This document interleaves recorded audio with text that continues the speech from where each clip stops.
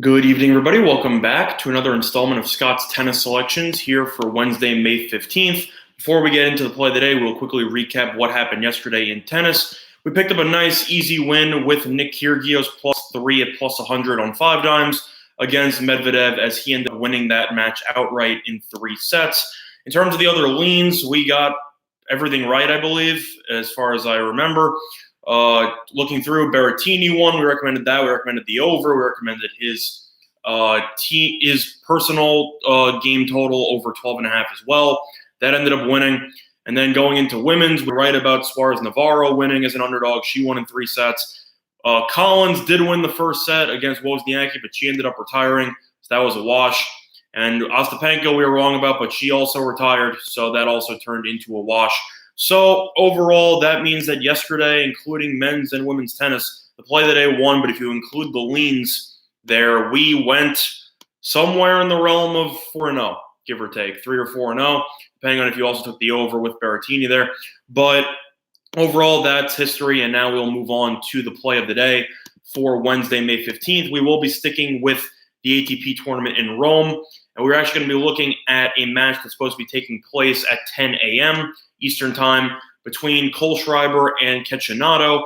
And Cecchinato is Italian. He is at home here. But we are actually going to be looking at Kohlschreiber here. Specifically, we are going to be taking Kohlschreiber over 12 games, which is available at -125 on 5 dimes. In terms of other books, I don't know how many books actually offer individual player totals, but I like Kohlschreiber a lot here at over 12 at -125. Decent amount of juice, but I think it's really warranted.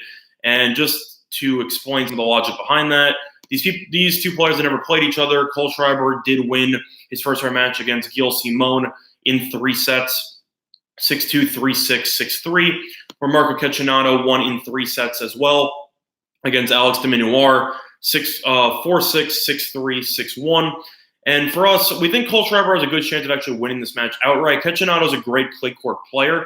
Not the greatest server by any means, and Kohlschreiber is definitely not a slouch in the clay as well. He's had success in Rome in the past, including last year where he won the first 2 rounds. And we think that this should probably go to 3 sets, but we like Kohlschreiber winning this, and we think that even if he loses in 3 sets, there is definitely a lot of value on Kohlschreiber getting over the personal total of 12. So we will be looking towards Kohlschreiber here at over 12 games personally. Do I think he'll win? I definitely think that the underdog price of roughly +135 or so is definitely worth it. But Cecchinato is at home, and Cecchinato is an elite-level clay court player. We just think that Kohlschreiber is too good of a server to not win a set and to not keep this match close. And we think that if Kohlschreiber even wins 1 set, he should be able to win at least 3 games in the following 2 sets, which should get us a minimum of a push. So that's the reason why we are going with Kohlschreiber as personal total over 12. However, if that is not available to you, I would recommend taking the Kohlschreiber spread. We just think that the over 12 is a safer play because you have an option, you have a potential to push. But I'd lean to Kohlschreiber there on the spread, as well as the over in sets if that is available, because I think this will be going 3 sets. Plus, Cecchinato has been known to start his matches relatively slowly. Lost to Schwartzman 2 matches ago. I'm trying to, if you actually look back, Cecchinato has actually not won the first set in each of his last 4 matches, going back to his tournament in Munich back on May 3rd. Lost the first set 6-1 to Fuchsovics. Lost the first set to Garin 6-2. Lost the first set to Schwartzman 6-0. And he lost the first set against de Minaur in the first round. So if you also want some value, look for Kohlschreiber in the first set. We think Kohlschreiber, with his veteran ability as well as his quality serving, should be able to win at least a set here, and we think he will get over the personal total of 12, which is available at 5 dimes at -125. However, we will continue like we did yesterday, and we will give our leans on the rest of the tennis card here. In the early match, you have Federer versus Sousa. I would lean to Federer here. I know that there's a lot of juice and the spread's pretty high, but Sousa just played a very intense 3-set match against Tiafoe in the first round, in which it even went to tiebreakers in the second and third set. So I expect Sousa to be exhausted. Federer hasn't played in Rome in a couple of years. He has not played here since 2016, but he should be well rested after not playing for the last 4 days. So I would expect Federer to take care of business there.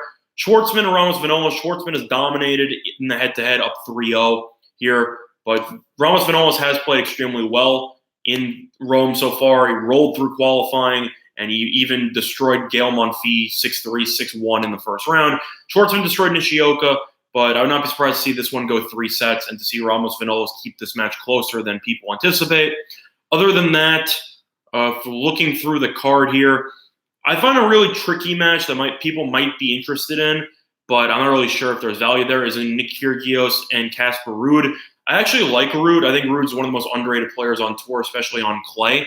Kyrgios did us a solid as he was able to keep it together, and he ended up winning in his first-round matchup against Daniil Medvedev. How's it going, CR? Thanks for joining us. He ended up winning outright, but he had 15 aces and no double faults, so he was definitely serving really well.